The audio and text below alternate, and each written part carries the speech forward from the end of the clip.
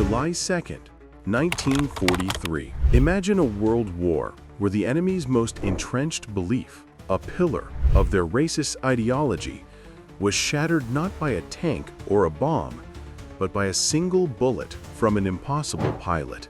It was July 2nd, 1943, over Castelvetrano airfield in Sicily. A German Focke-Wulf 190, flown by one of the Luftwaffe's elite, was ripped apart by machine gun fire it never saw coming, sending the aircraft spiraling toward the Sicilian countryside. The pilot who pulled the trigger was 22-year-old First Lieutenant Charles B. Hall from Brazil, Indiana. He had just achieved what the German Luftwaffe commanders had deemed absolutely impossible. A black pilot had shot down one of their finest fighter aircraft. In Nazi Germany, racial doctrine had classified black people as Untermensch, or subhuman, supposedly incapable of mastering complex machinery or demonstrating courage in combat. Now, that core ideology was colliding catastrophically with reality. The swastika painted on Hall's P-40 Warhawk that afternoon would become the first of 112 enemy aircraft destroyed by the men the Germans would reportedly come to call Schwartza Vogalmention, or the Black Birdmen. These were not just pilots. They were 992 men trained at Tuskegee, Alabama, some of the most rigorously trained, highly motivated fighter pilots in the entire United States Army Air Forces. They had overcome obstacles their white counterparts never faced, trained harder and longer than standard pilots, and carried the heavy burden of proving an entire race's capability. The mathematics of their aerial combat was irrefutable. 15,000 combat sorties, 1,578 missions, 112 aerial victories, and a bomber escort loss rate significantly lower than white fighter groups. These statistics would force even the most fanatical Nazi ideologues to confront the bankruptcy of their racial theories. The journey to that first aerial victory began not in combat, but in the hostile environment of American segregation. As late as 1925, the U.S. Army College had published a report that concluded black soldiers were undisputably of inferior mentality and inherently weak in character, claiming they lacked the intelligence for technical roles or the courage for combat leadership. Yet black pioneers had already proven these prejudices wrong. Eugene Bullard flew for France in World War I, and Bessie Coleman earned her pilot's license in France in 1921 because no American flight school would accept her.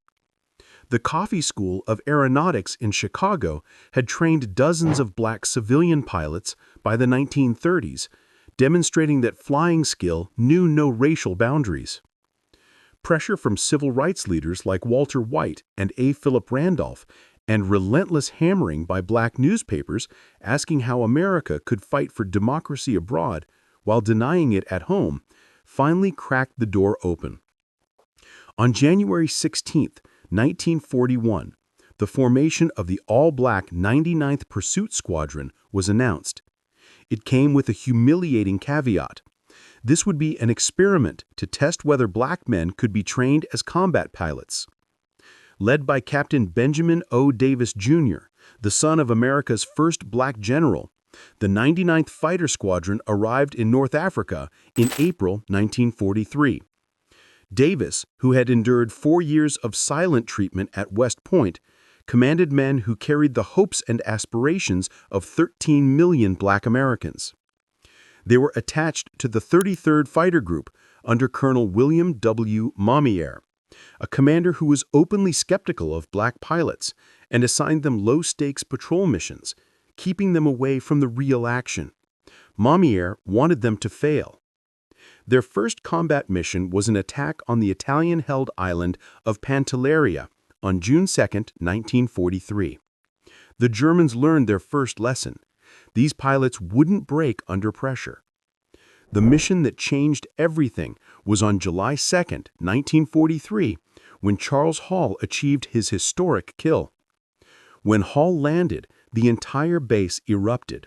Black ground crews who had endured months of insults finally had their answer to every slight. Despite this landmark victory, Colonel Mamiere filed a devastating report in early 1944, claiming the 99th lacked aggressiveness and recommending their removal from combat. General Henry Hap Arnold prepared to shut down the experiment. Then came Anzio. On January 27, 1944, the 99th, flying obsolete P-40s, encountered superior Focke-Wulf 190s over the beachhead. What followed silenced the critics forever. The 99th shot down multiple enemy aircraft over 2 days, with sources claiming between 8 and 13 kills. In just 2 days, flying inferior equipment, they had destroyed more enemy aircraft than they had in their previous 7 months of combat. A War Department study concluded they were performing just as well as white units. The success at Anzio proved black pilots could excel in combat when given the opportunity. In May 1944, the 332nd Fighter Group was formed, combining 4 black squadrons. They received orders that would transform them from outcasts to legends. They would join the 15th Air Force as bomber escorts, flying the long, dangerous missions deep into Nazi Germany. Colonel Davis gathered his pilots and gave them a defining directive. Our job is not to be aces. Our job is to bring those bombers home. Their combat philosophy was simple: stay with the bombers no matter what. The 332nd was assigned red as its distinctive color, and their P-51 Mustangs with crimson-painted tail sections became instantly recognizable. The first bomber crews who received the Red Tails escort didn't know their protectors were black. They only knew that these fighters stayed close, never abandoning them for easy kills. The message spread through the bomber groups: request the Red Tails if you can get them. The Red Tails faced their ultimate test on March 24, 1945. They were assigned to escort bombers on a 1,600-mile round trip to Berlin to attack a tank factory.